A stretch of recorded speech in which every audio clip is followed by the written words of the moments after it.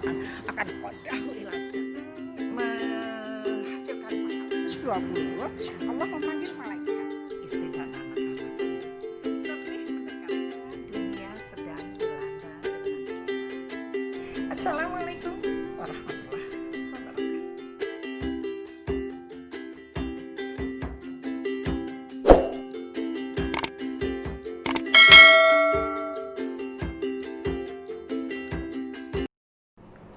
Assalamualaikum teman-teman, apa kabar? Sehat, lancar, barokah?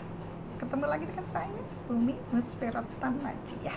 Mudah-mudahan wabah yang sedang terjadi saat ini cepat diambil kembali oleh Allah ya teman-teman, agar kita bisa beraktivitas seperti biasa ya, kerja seperti biasa, sekolah seperti biasa. Mudah-mudahan cepat diambil oleh Allah. Kita tinggal usaha dan berdoa. Teman-teman sekalian, video saya kali ini ingin bercerita tentang tanda-tanda kiamat. Tanda-tanda kiamat, Umi serem ya? Serem memang kalau kita bicara tentang kiamat, karena dunia ini kan indah. Kita ingin kalau bisa hidup selama-lamanya, tapi ternyata tidak ya teman-teman.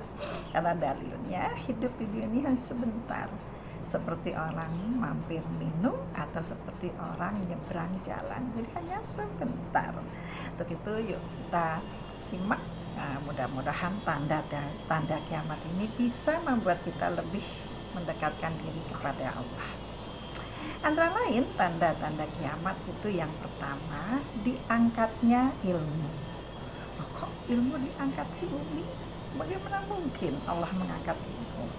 Caranya dengan mematikan ulama-ulama pintar, ulama-ulama besar dimatikan oleh Allah, dan ulama-ulama ini belum sempat mentransfer ilmunya kepada murid-muridnya tuh, belum sempat semuanya.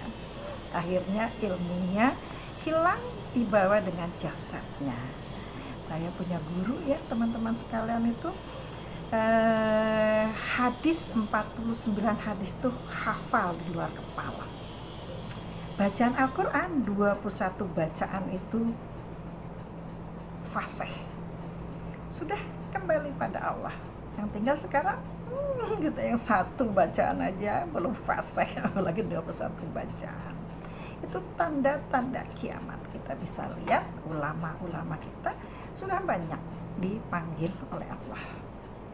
Yang kedua, otomatis kalau ilmu agama diambil oleh Allah, yang terjadi adalah banyaknya orang bodoh dalam agama. Pintar dalam dunia, bodoh dalam agama. Kenapa dikatakan bodoh dalam agama? Karena ilmu yang tadi sudah banyak itu dibawa oleh ulama-ulama yang dimatikan oleh Allah, yang tinggal hanya sedikit. Bahkan terlihatnya seperti paham tidak paham. Nabi sudah mengingatkan nanti di akhir zaman. Ini yang ketiga, di akhir zaman orang Islam itu pating geruduk. Apa itu pating geruduk? Orang berlomba-lomba masuk dalam Islam, tapi hanya seperti buih di lautan. Terlihatnya banyak, sebentar hilang. Terlihatnya paham, tapi tidak paham. Seperti buih di lautan, bergelombang, menerjang pantai, hilang. Nah, untuk itu teman-teman sekalian, yuk jadikan diri kita yang paham. Jangan sampai seperti yang Nabi gambarkan, hanya seperti buih di lautan. Caranya seperti apa? Tentu saja dengan mengaji Quran dan hadis, agar diri kita faham ilmu agama, faham ibadah. Yang keempat, tanda kiamat yang keempat itu adalah banyaknya pelanggaran antara laki dan perempuan. Terjadi zina di mana-mana. Naudzubillah min dzalik. Persahabatan antara laki dan perempuan sudah tidak lagi malu-malu. Bisa kita lihat di film-film ya. Sangat menyeramkan. Maka kita harus protek anak turun kita ketika menonton film. Jangan sampai menonton film yang membuat rusak imannya, merusak agamanya. terjadi berita-berita di televisi ya teman-teman. Pemerkosaan terjadi di mana-mana ya, anak-anak kecil, anak-anak remaja, bahkan yang sudah tua juga menggagahi anaknya, anak remaja. Ini tanda-tanda kiamat. Otomatis banyak terjadi anak-anak hasil di luar perkawinan, hasil zina. Ini yang kelima, tanda-tandanya berkaitan antara orang yang melanggar laki dan perempuan dan hasil kerja mereka. Teman-teman sekalian, kita jaga yuk anak turun kita. Kita perhatikan pergaulannya di era yang serba instan seperti ini, benar-benar menyeramkan. Yang keenam, tanda kiamat yang keenam adalah banyaknya homer, banyaknya orang bermabuk-mabukan ya. Kita lihat di tayangan televisi, minum oplosan, mati sana, mati sini ya, bertengkar, berkelahi, membunuh hanya gara-gara minum minuman keras. Termasuk barang-barang seperti narkoba. Tidak hanya orang-orang yang tidak ngerti, tapi orang-orang yang terlihatnya terlihatnya pintar, terlihatnya kaum elit juga terjebak dalam narkoba. Ini tanda-tanda kiamat. Baru 6 loh. Yang ketujuh apa tanda-tanda kiamat? Banyaknya gedung-gedung pencakar langit. Setiap negara berlomba-lomba membangun bangunan yang megah, yang tinggi, mencakar langit, seperti kelakuannya Raja Namrud. Ingin membangun gedung tinggi melihat Tuhannya, Nabi Ibrahim katanya ya. Nah ini sekarang terjadi di mana-mana. Negara-negara berlomba-lomba membuat gedung setinggi-tingginya. Kemudian yang ke-8, Nabi sudah mengingatkan di Mekah nanti akan subur. Kita lihat fenomena belakangan ini ya,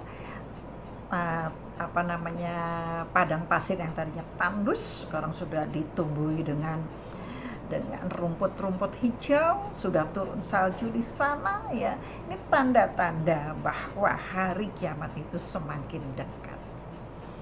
Yang ke-9, Nabi mengatakan nanti di Mekah Madinah itu akan terjadi banyak lubang-lubang. Maksudnya apa lubang-lubang? Terowongan-terowongan ya. Gunung-gunung batu dibuat terowongan-terowongan oleh orang-orang zaman sekarang yang semakin pintar. Kalau teman-teman sekalian ke Mekah Madinah itu ya banyak sekali terowongan kita lewati. Itu sudah terjadi sekarang loh teman-teman. Padahal Nabi bersabda itu 14 tahun yang lalu. Apalagi tanda-tanda hari kiamat yang ke-10, sedikitnya laki-laki. Sedikitnya laki-laki. Yang ke-11, banyaknya perempuan. Bahkan di hadisnya diterangkan satu orang laki-laki dikuasai oleh 50 perempuan.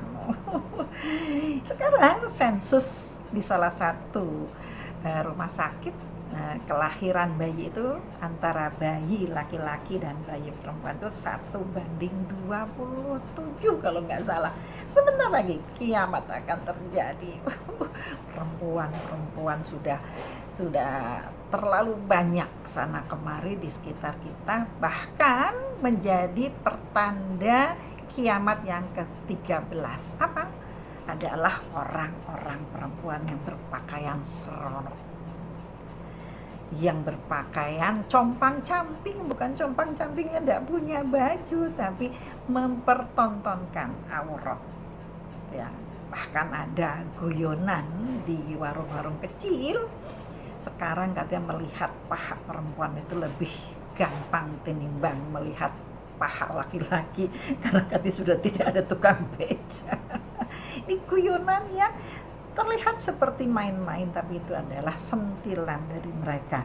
Betapa perempuan-perempuan sekarang banyak yang asusila, banyak yang mempertontonkan auratnya.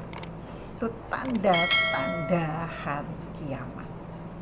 Apalagi yang ke-14 ya, manusia laki dan perempuan, rumah tangga itu mereka lebih baik memelihara hewan daripada mempunyai anak atau merawat anaknya. Ada anak yang dibunuh, ada anak yang dibuang ya, ada anak yang ditelantarkan. Itu mereka seperti itu ya.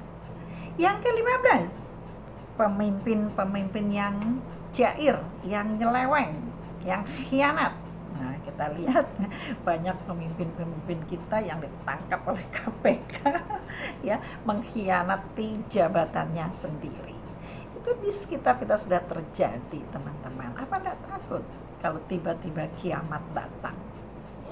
Yang ke-16 itu laki-laki menyerupai perempuan. Yang ke-17, perempuan menyerupai laki-laki. Maksudnya apa sih, Umi? Ya berdandannya seperti itu. Ya, laki-laki pakai anting, pakai kalung, pakai celak ya. Perempuan rambutnya dipotong pendek, pakai t-shirt, pakai jeans ya. Udah tidak bisa lagi membedakan antara laki dan perempuan. Itu benar-benar sudah terlihat sekarang ya. Apalagi kalau kita ke mall-mall ya. Aduh, rasanya dunia ini terbalik. Laki-laki seperti perempuan, perempuan seperti laki-laki. Yang ke-18, apalagi yang ke-18, pedagang mengurangi timbangan. Banyak sudah terjadi ya. Saya punya teman dekat, TTM teman tapi mesra, enggak kok, masih saudara dan masih kerabat ya. Itu membuka toko kelontong, membeli timbangan di daerah kota sana. Ya, apa katanya si pedagang itu? Mas, timbangannya mau dikurangi berapa? Setengah on atau 1 on? Lah, ini kan berarti sudah merajalela, sudah menjadi rahasia umum pedagang-pedagang itu mengurangi timbangan. Serem ya? Yang ke-19 apa? Terjadi musibah. Sekarang kita lihat tsunami, gunung berapi, kemudian topan ya. Selain itu musibah dunia, selain itu juga kendaraan tenggelam, jatuh, tabrakan, itu musibah terjadi di mana-mana. Yang ke-20 akan terjadi amblasan apa tuh? 3 amblasan di daerah timur. Maksudnya tanah akan masuk ke dalam bumi, bertabrakan dan terjadi gempa yang menakutkan. Itu terjadi sekarang, teman-teman. Nah, semuanya ini itu bisa buat nasihat pada diri kita untuk lebih aware lagi, lebih mendekatkan diri lagi kita kepada Allah, bahwa dunia ini sudah semakin tua. Sudah rapuh. Sudah pasti sebentar lagi akan diganti dengan sesuatu yang baru oleh Allah. Teman-teman sekalian, yuk kita lebih mendekatkan diri kepada Allah agar paling tidak diri kita, ahli famili kita bisa selamat dari tanda-tanda kerusakan zaman. Sudah 20 tadi ya, ke 21 apalagi tuh? Akan keluar Dajjal. Nah, Dajjal belum keluar, tapi kata tanda-tandanya sudah keluar ya. Tanda-tanda Dajjal ini diawali dengan banyaknya orang-orang yang kejam, sudah lagi tidak berperi kemanusiaan, sudah terjadi siapa yang kuat dia yang menang, kembali lagi ke zaman barbar seperti zaman batu. Serem. Yang ke-22, terjadi banyaknya orang yang kaya dan orang-orang miskin itu mengagungkan orang kaya bukan bukan karena akhlaknya, tapi karena kekayaannya. Bahkan nanti pada suatu saat orang sudah tidak lagi menerima sedekah, infak karena sudah kaya semua. Tapi sekarang belum ya. Masih lama dong Umi. Terlihatnya masih lama di hitungan kita, tapi kan kita tidak tahu kalau Allah terus membuat semua manusia menjadi kaya. Ke-23 tandanya apa lagi? Pasir-pasir di Sungai Nil dan Efrat akan berubah menjadi emas. Sekarang lagi diperebutkan loh teman-teman sekalian, ya, banyak orang memperebutkan Sungai Efrat, ya, di sana nanti akan berubah menjadi emas. Pesan dari Nabi Muhammad, ya, 100 orang yang ke sana untuk berebut emas, 99 orang akan mati. Yang selamat hanya 1. Kalian jangan ke sana. Malah Nabi Muhammad SAW bersabda, lebih baik kalian itu larilah ke gunung, tinggallah ke gunung-gunung, ke desa-desa, menghindar dari kota yang sudah penuh dengan kekerasan, dengan ketidakenakan. Bahkan yang nomor 25, orang akan menggagahi perempuan-perempuan itu di jalanan sudah seperti himar. Naudzubillah min dzalik. Ada satu kota nun jauh di sana, kebetulan adik saya ada di sana. Itu katanya pemerkosaan itu setiap hari itu terjadi sekitar 3-7 pemerkosaan di kota itu. Saya nggak perlu sebut namanya ya. Naudzubillah min dzalik. Itu tanda-tanda kiamat. Yang ke-26, apa yang ke-26? Keluarnya Ya'juj Ma'juj. Nah, gongnya dari semua adalah keluarnya Ya'juj Ma'juj. Itulah akan terjadi kiamat. Tapi yang perlu menjadi berita bahagia buat kita adalah teman-teman, ketika terjadi hari kiamat, orang iman sudah tidak ada. Sudah dimatikan semuanya oleh Allah. Allah mengutus angin berwarna merah khusus untuk membunuh orang-orang iman. Jadi orang-orang iman tidak merasakan rusaknya akhir zaman, tidak merasakan sakitnya kiamat. Untuk kita sangat bersyukur ya teman-teman menjadi orang iman. Yuk kita jaga keimanan kita ini, kita tularkan kepada teman-teman, anak-anak ahli famili. Jangan hanya sendiri, karena pesannya Nabi, balighu anni walau ayat, sampaikanlah walaupun 1 ayat. Alias kalau kita melihat kebenaran jangan disimpan sendiri. Nasihat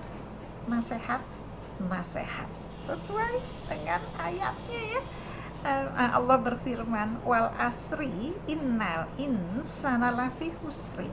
Demi waktu aksar semua manusia dalam keadaan rugi. Illa kecuali alladzina amanu wa amilus sholihat. Orang-orang iman yang beramal soleh, watawassaw bil haqqi watawassaw bis sabr. Mau berwasiat barang hak, agama yang hak, Quran dan hadis, dan berwasiat dengan sabar. Kita sampaikan kebenaran Allah sedikit demi sedikit ya, dengan sabar kita sampaikan sampai orang-orang itu paham. Hidup di dunia tidak hanya makan tidur usaha itu tidak, tapi ada satu tujuan utama kita, yaitu kembali pada Allah, masuk ke dalam surganya Allah. Karena kita kena dalil ya untuk ibadah, wa ma khalaqtul jinna wal insa illa liya'buduni. Tidak aku jadikan jin dan manusia kecuali tugas utamanya adalah ibadah. Teman-teman sekalian, sudah enggak kita menomorsatukan ibadah? Sudah Umi, alhamdulillah. Kita pertahankan yuk sampai akhir hayat kita, karena hanya inilah yang bisa menyelamatkan kita. Sama-sama menunggu loh kita dengan orang-orang yang kafir, sama-sama menunggu kematian. Hanya bedanya orang iman setelah kematian mendapatkan nikmat yang pol, orang yang tidak iman mendapatkan siksa yang pol. Tentu saja orang yang paham, orang yang smart, orang yang pintar memilih menjadi orang iman. Tidak ada jalan lain kecuali mau menjadikan diri kita yang faham. Ingin jadi orang yang paham, tentu saja harus mengetahui hal-hal perintah-perintah dari Allah dan Rasul. Caranya seperti apa? Kita tetap tahu perintah-perintah dari Allah dan Rasul, tidak ada jalan lain kecuali mau mengaji. Apa yang dikaji? Quran dan hadis. Lagi-lagi Quran dan hadis. Apalagi sudah dijamin loh oleh Nabi Muhammad SAW. Beliau bersabda, taraktu fikum amroin tandadil mata masaktum bihima kitabillahi wa sunnati nabi. Aku tinggalkan di kalangan kalian dua perkara yang aku jamin tidak akan sesat. Dua perkara ini. Apakah dua perkara itu? Kitabillah Al-Quran wa sunnati nabi, dan sunnahku nabi al-hadis. Lagi-lagi Quran dan hadis. Jangan bosan ya teman-teman, saya selalu mengatakan Quran dan hadis, karena hanya itulah yang bisa menyelamatkan kita masuk ke dalam surganya Allah. Gimana teman-teman? Semangat! Harus semangat menjalani hidup ini, harus dengan semangat agar hidup kita selalu berbunga, berbahagia, berbangga dengan hasil kerja kita, dan kita pamerkan di hadapan Allah. Alhamdulillah, jazakumullah khairan teman-teman sekalian sudah menyimak video saya kali ini. Ketemu lagi dengan saya di video yang akan datang. Assalamualaikum warahmatullahi wabarakatuh.